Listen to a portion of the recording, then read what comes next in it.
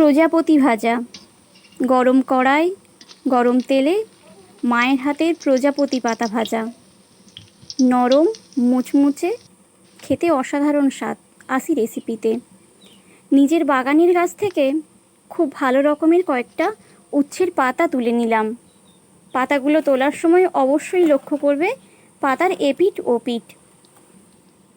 তৈরি করার জন্য নেব বেসন, কালো জিরে, প্রয়োজন মতো লঙ্কার গুঁড়ো, হলুদ এবং লবণ। সমস্ত মশলা নেওয়ার পর ঠান্ডা জলের সঙ্গে আলতো হাতে খুব ভালো করে একটা মিশ্রণ তৈরি করব।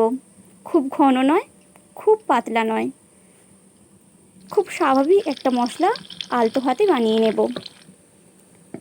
রেসিপির মধ্যেই লুকিয়ে আছে ভাজাটা কতখানি মুচমুচে হবে এবং সুস্বাদু হবে। চলো দেখতে থাকো।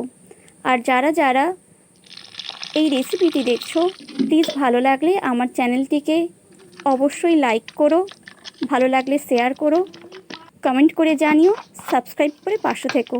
ভাজার জন্য উনুনে কড়াই বসিয়ে দিয়ে দিলাম গরম তেল।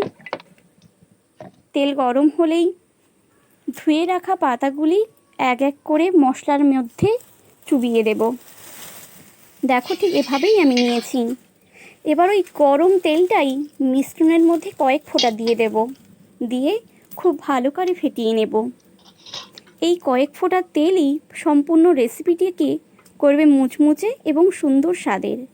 পাতাগুলো খুব সুন্দর করে মিশিয়ে নিয়েছি এপিঠ ওপিঠ। এবার দিয়ে দেব গরম তেলের মধ্যে। হাতের জাদুতে এই পাতাই হয়ে উঠবে প্রজাপতি পাতা। এটা উচ্ছে পাতার বড়া ভাজা, অনেকেই চেনো, অনেকের স্বাদেরও খুব পছন্দের।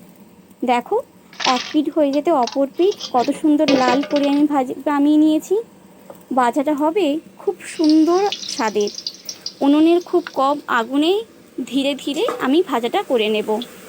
প্রত্যেকটা পাতা এত সুন্দর ভাজা হবে আর হবে অসাধারণ স্বাদের। দেখো পাতাখানা কত সুন্দর ফুলে উঠেছে, ফাঁপিয়ে উঠেছে বেলুনের মতো। এক অন্য রকম স্বাদ। যারা তেতো খেতে পছন্দ করো বা করো না, তাদের প্রত্যেকের মুখে লেগে রাখার মতো এক রেসিপি। গরম ভাতে বা সন্ধ্যার মুড়িতে বা খালি মুখে অনায়াসেই এই পাতা ভাজা তোমরা খেতে পারবে। এই রেসিপি আমার নয়, আমার জানা আমার মামিমার থেকে। আমি যখন মামার বাড়ি যেতাম, আমার মামিমা বিভিন্ন স্বাদের পাতা শাক তুলে এনে অজানা অনাজা রেসিপি তুলে ধরতো। আজ তারই কিছু শেয়ার করলাম। তোমরা প্লিজ এভাবে কয়েকটা উচ্ছের পাতা তুলে বানিয়ে দেখো। দেখতে যতখানি সুন্দর হয়েছিল, খেতে ততখানি। ভিডিওটির পাশে থেকো।